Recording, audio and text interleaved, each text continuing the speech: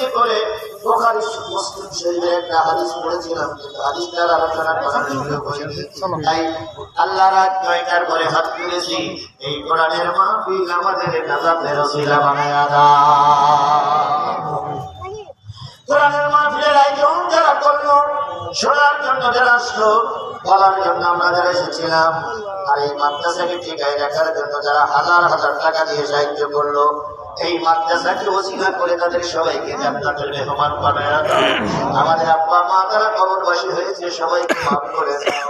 আয় বাবু, 20টা মামলা খেয়েছি, 5 দিন রিমান্ডে ছিলাম, 5 দিন আইনা করেছিলাম। আমার বাড়ি ঘরের উপরে ভেঙে দেওয়া হলো, আমার বড় সন্তানটা মামলা খেলো, ছোট মেয়েটা মার খেলো, আমার মা জননীও মার খেলো, দুঃখ নেয়। যদি শুনি ফেব্রুয়ারি নির্বাচনে কোরআনপন্থীরা বিজয় অর্জন করেছে, জীবনের সব ব্যথা সেদিন ভুলে যাব। তাই তোমার কুদরতি পায়ে ধরে দোয়া করছি, আল্লাহ একটা বারের জন্য কোরআনপন্থীদেরকে তুমি জাতীয় সংসদে যাওয়ার তৌফিক দান করে দাও। আল্লাহ কোরআন ওলামাদের সালাতে কোরআন ওলামাদের হাতে দেশ চলে গেছে, না দেখে মৃত্যুবরণ করার তৌফিক দিয়ে দাও। আল্লাহ তুমি আমাদের কবুল এবং মঞ্জুর করে নাও। নজরুল ইসলাম লেউ মাওলানা নির্যাতিত একজন মানুষ, আল্লাহ বিনা অপরাধে অনেক দিন জেলে থাকলো, আমরা কেউ ধারণা করিনি ভাই ফিরে আসবে।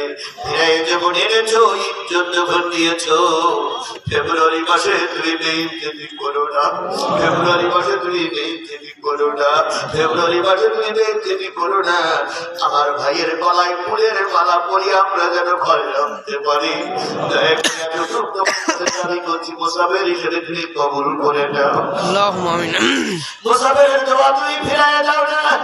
আল্লাহ একজন নির্যাতিত একজন মাসুলের জন্য দোয়া করে গেলাম, আল্লাহ তুমি দয়া করে আমার প্রিয় ভাইকে সম্মানের সহিত ফুলের মালা পরিয়ে ঘরে আনার মতন পরিবেশ তৈরি করে দাও। যারা আমরা বায়াত গ্রহণ করলাম, এই বায়াতের পরে টিকে থাকার তৌফিক দিয়ে দাও। আল্লাহ আমাকে কবুল করো, আমাদেরকে কবুল করো, সভাপতির কবুল করো, মাদ্রাসাকে কবুল করো, মাদ্রাসার শিক্ষক মন্ডলীকে কবুল করে নাও।